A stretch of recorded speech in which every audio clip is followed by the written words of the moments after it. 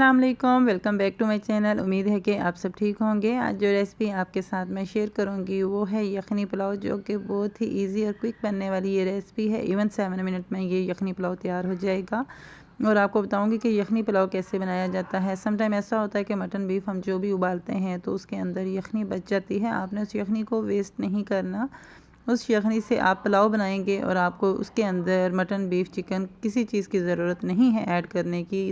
सिर्फ जो यखनी का पानी है, यखनी है, यही काफ़ी है उसके अंदर ऐड करने के लिए। इससे इतना मज़े का टेस्ट आएगा पुलाव के अंदर। स्टार्ट करते हैं। इस रेसिपी को आपने ज़रूर ट्राई करना है। सबसे पहले आधा कप ऑयल लिया है और एक अदद बड़े साइज़ की मैंने प्याज ली है। राइस जो मैं बना रही हूँ वो है 1 गिलास मेरे पास।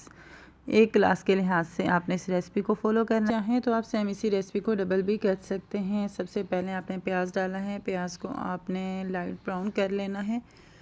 जब तक प्याज ब्राउन हो जाता है तो हम इसके जो इंग्रेडिएंट्स हैं वो भी रेडी कर लेते हैं। इंग्रेडिएंट्स में सब आपको साथ साथ बताऊंगी कि आपने क्या ऐड करना है इसके अंदर। बहुत ही सिंपल से हैं और टेस्ट में बहुत ही मज़े का बनेगा। आप इसको ज़रूर ट्राई करें।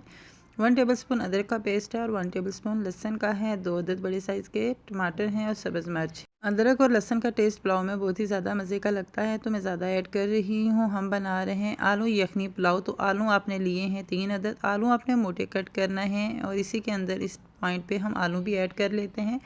और ये इतना मज़े का बनता है प्रेशर कुकर में कि 7 मिनट में ये रेडी हो जाता है। और टेस्ट इसका इतना मज़े का होता है कि आप एक बार इसको ज़रूर ट्राई करें। और सबसे बेस्ट बात यह है कि इजीली बन जाता है ना, आपको बार बार आके देखना पड़ता है। ये कुछ मसाले हैं, मैं कलौंजी का यूज़ कर रही हूँ और दालचीनी है और ये तेज़पत्ता है। हल्दी है हाफ़ टी स्पून, नमक है 1 टीस्पून, गरम मसाला 1 टेबलस्पून और दाढ़ा मिर्च है 1 टेबलस्पून।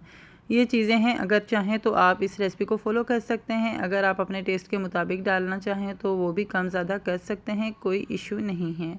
तो पानी डाला है थोड़ा सा और 1 गिलास राइस थे जिनको मैंने तकरीबन 30 मिनट्स हो गए हैं पानी में गीले करके रख दिए थे। और इसके बाद जो यखनी यूज़ कर रही हूँ ये वही है जो मैंने मटन उबाला था और रात को सालन बनाया था तो बच गई थी। 1 गिलास राइस था और इसके अंदर 2 गिलास मैं यखनी ऐड करूँगी। तो इसी पॉइंट पे हम इसी के साथ ऐड कर लेते, तो 2 गिलास पानी ऐड कर लेंगे। इसको जब उबाल आ जाएगा तो हम इसके अंदर राइस ऐड कर लेंगे। तो इस तरीके से ये रेसिपी आपके साथ शेयर करने का मतलब ये है कि जब आपके यहाँ यखनी बचती है तो आप यखनी को वेस्ट मत कीजिएगा। इस तरीके से राइस बनाएं जिनका टेस्ट भी बहुत ही मज़े का होगा। और अगर नहीं तो आप कोई भी दाल वगैरह जो बनाना चाहें उसके अंदर भी यखनी का इस्तेमाल कर सकते हैं और यखनी की वजह से टेस्ट भी अच्छा आता है और यूँ लगता है जैसे हमने इसके अंदर मटन या बीफ जो भी ऐड किया हो।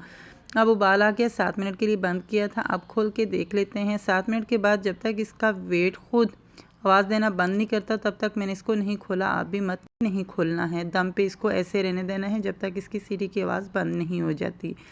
तो माशाल्लाह से यखनी पुलाव तैयार हो चुका है। हम इसे डिश आउट करते हैं। परफेक्ट यखनी पुलाव रेडी हुआ है आपके सामने। मैं डिश आउट कर रही हूँ। आप देखिएगा राइस बिल्कुल भी नहीं गले, दाने के साथ दाना भी नहीं लगा।